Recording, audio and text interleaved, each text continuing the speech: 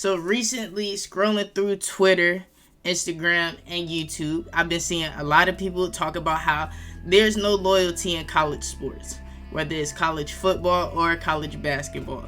They talk about how there's thousands of players in the transfer portal each year, and how a player will go to a school, play there, and end up at 5 or 6 schools throughout their college career. And most of the time, the blame gets put on the player. And I don't think the sole blame should be placed on the player. I feel like a big part of the blame has to go on the coaches, because the coaches, when recruiting these guys, promise them things, tell them things, tell the recruits what they want to hear to get them to come there. And when they get there, the things that they were once promised, they aren't receiving. I feel like another big issue is the transfer portal. Now, obviously, when the NCAA had the rule where when you transfer, you had to sit out a year, we didn't see as many people transferring. Of course, because nobody wanted to miss a year of eligibility just for the fact that they transferred schools. But being that I can play at Duke this year, transfer to Kansas and play at Kansas next year, transfer again and play at Michigan State next year, why in the world, like, what's stopping me from doing that? What's stopping a college recruit from going somewhere, not getting playing time, and transferring away? There's nothing. And it's considered a norm now. And I feel like you can't throw the blame on the players when there's better opportunities and better situations. Like, for example, with the Simeon Wilcher situation. Now, he didn't transfer, but he committed to a school where, at the time, class of 2023, they had no guards coming in. He was the guard. He was the guy for that class. He's gonna come in and be the 2023 guard. Then they go out and get Elliott. Now his situation ain't looking as good as it was looking before. Then he gets presented with another offer where the situation is better. For him, I feel like, especially because I said it in a video and I seen it on Twitter, they said that he left North Carolina for an opportunity to try to be a first round pick next year. It makes more sense to go somewhere like St. John's, where you got the keys and the starting point guard, if you want to make it to the league. Like, that's the better situation than going somewhere like North Carolina and being the 3rd or 4th guard trying to make it to the first round. Like, that doesn't make sense to me. Also, I got a college friend of mine. He played on the Division II level, but he went to a school in Florida. He committed there, had a solid, his freshman season wasn't too good, had a solid sophomore year. And during his sophomore year, his coach told him, I don't want you on the team. But he was playing him, but the coach told him, I don't want him on the team. So, at that point, what do you think he decided to do? He hit the transfer portal. Now he's at another school, you know what I'm saying? He's balling, he's doing his thing. But it just makes me wonder how these fan bases and these college basketball fans and these college football fans, just college fans in general, always wants to throw the blame on the player, but they don't know what's going on behind closed doors. Because even with the dude I know, not too many people know why he transferred. He told me why he transferred because me and him had a long talk about college basketball, and he was like, and we was talking about this topic right here. And I felt a different way than I feel now. I felt like, dang, like nobody got no loyalty. And he was like, nah, bro, chill.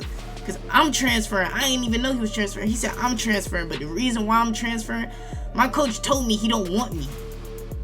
And you got to think, at these programs where they're getting transfers every year, Arkansas just got like 8 guards coming in.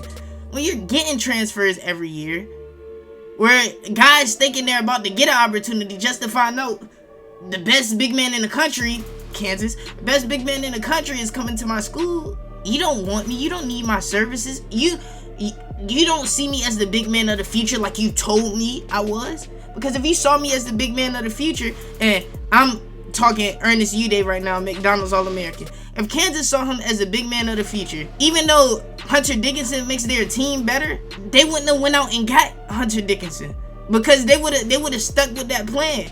And so If they came in saying, hey, Ernest, I feel like you're a really good player. I feel like you can be the big man of the future. You can make it to the NBA. Then turn around, he barely gets playing time this year. Then y'all go get the best big in the country. It's like, dang. Y'all told me y'all wanted me. Y'all told me I could be the big man of the future. Y'all promised me these things that sound so good and look realistic at the time. Now I'm knowing it's not real. So what am I going to do? Am I going to back up Hunter Dickinson? Am I going to go somewhere where I can start and have an impact on the floor? Because everybody that's playing college ball obviously wants to go play professional somewhere. And the best way to go play professional somewhere is to put some film out. He got a better opportunity putting film out, transferring, than you do sitting behind somebody else. So I believe, like, you can't really blame the players now because they've been presented with so many opportunities to allow them to go out and explore different opportunities. Like, how, like, as a fan, how can you be mad at somebody for saying, I'm a backup, I'm a leave, go start somewhere and get to the league? Like, how can you be mad at that? They're doing what's best for them. And because the NCAA has allowed this to go on, like, if you're gonna be mad at anybody, be mad at the NCAA, but you can't be mad at the player. Like, for example, another example, Shimmy Ojale. Y'all know I'm a Duke fan. Got a lot of Duke videos on this channel. When Shimmy Ojale transferred from Duke, I was mad. Because I was like, you weren't even that nice anyway. You a backup. Like, why you transfer? You go somewhere and sit the bench. He transferred, balled out, got drafted in the league. Like, I can't even be mad. Like, I was young. So looking back at it, I was like, dang, why was I mad at bro? He was warming the bench at Duke. Like, he was a bench guy. He was 8th, 9th man in the rotation. He transfers and he's the guy at a new school and goes to the league. Like, how can you be mad at someone for doing what's best for their life? So this video basically was just a rant about why I feel like as college basketball fans, we really need to reevaluate how we, just college fans in general, because it's the same way with football. We need to reevaluate how we look at these players for transferring. Because even if it doesn't work out like the Shimmy Ojale situation, they're doing what they feel like is best for them and best for their careers. And we can't be mad at that. If we want to be mad at somebody, be mad at the NCAA for saying you can transfer wherever you want and not have to sit out. Be mad at that. Be mad at the coaches that's out here promising kids the world just to have them sit on the bench. Be mad at that. Be mad at the coaches that's breaking NCAA rules to get players and not even allowing the players the opportunity to showcase their talents. Because we know that's happening too.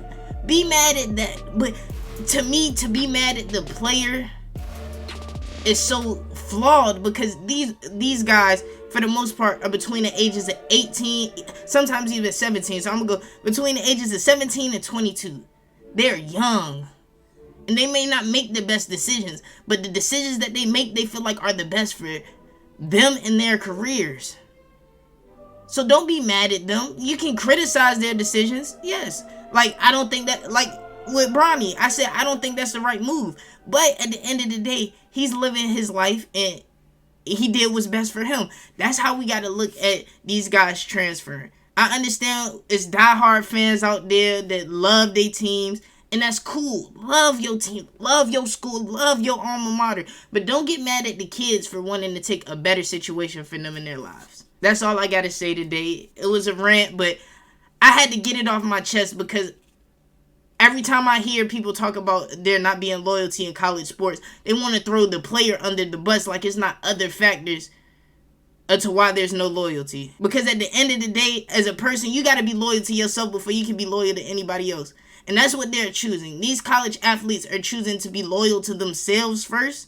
And that's why there's no loyalty in college basketball. But if y'all like the video, make sure you hit the like button, you subscribe, and you share the video with your friends.